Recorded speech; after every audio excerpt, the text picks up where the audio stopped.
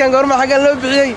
مركا diaspora dadka 15 ka maqlaa way isdabaaliyaan awin jira kuwaad inta la joogo baalkeed intii baalka labada sano saddex sano ku dambeysay Mareykan iyo Kanada ay tagay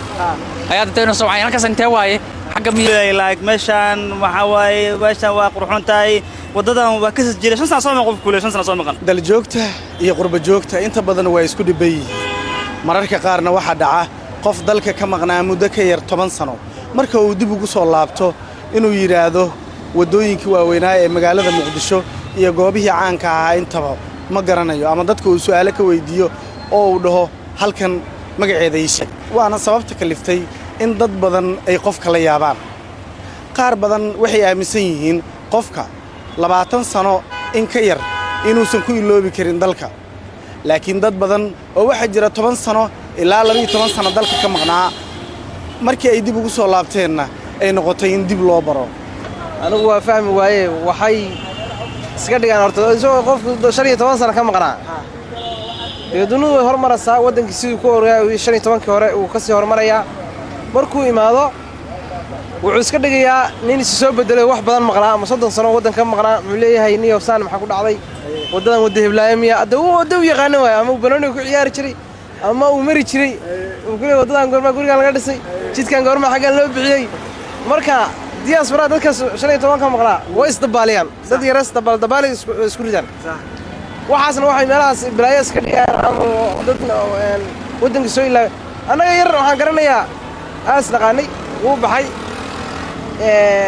Ethiopia wuxuu u qaaday qof xanuunsan hadana uu Ethiopia dhowr bilood joogay ku xanuunsan isagii xanuunsan hadana Hindi qof soo qaad adiga Hindiyada waxa ku maqnaa intuu maqnaa markuu soo laabtay wuxuu leeyahay intuu isagu war heelow niyow ifisida lacagta si loogu shuban jiray saahid wardiyo ilaahay qaris ifisiga zela wardiyo adiga shan sano ma qarinay ifisida ku ilaahay adiga waa wadre ifisida ishak meesh sirraha loo geli jiray markuu inta yimaado wuxuu leeyahay wadadan go'aansaan loo dhisay go'aansaan isku bedeleen dadku waxa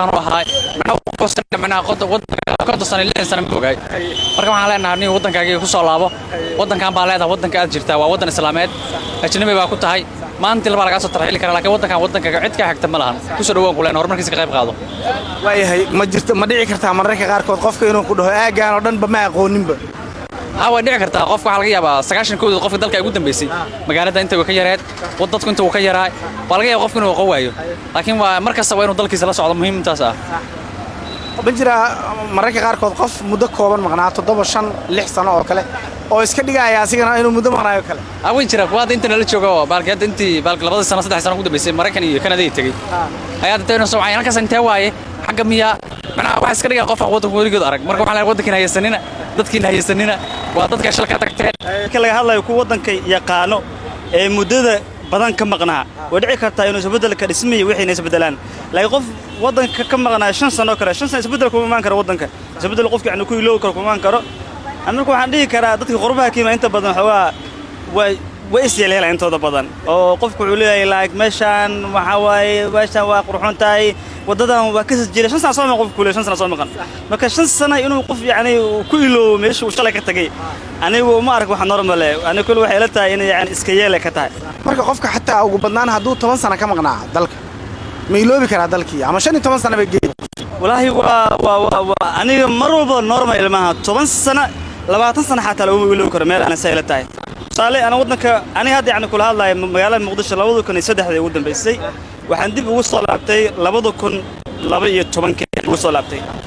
waa taqriiban waa muddo badan ahayd laakiin meelii aan ka tagay oo aan joogi jiray sida yani ila noqdeen mar walba anu ma aaminsani qofka inuu ku iloobi karo wax 20 sano ka yar inuu joojo ku iloobi karo ma aaminsani waa wax normal ma yani saas ay la tahay aniga miyaadan ogeyn inuu jiro application-ka T+ oo ay ku keentay Sombank isla markaana ku sahlaya adduunka meel walba aad ka joogtid lacagaha inaad maamulan kartid ma iga hubtaa soo degso application-ka T+. Ha ka fakerin sidii aad u heli lahayd lacag ka taalo wadankii aad ka timid T+ ayaa ka xaliyay isticmaal adeegga EasyLoad oo maamulo lacagtaada goor kasta iyo goob kasta Internet Plus waa adeeg ay macaamiishu ka heli karaan internet fiber ah oo xawaarihiisu yahay 20 megabytes per second ayna la socdaan receiver ay ku jiraan in ka badan 4,000 oo kanaal iyo boqolaal daqiiqado oo ah ku hadal bilaash ah.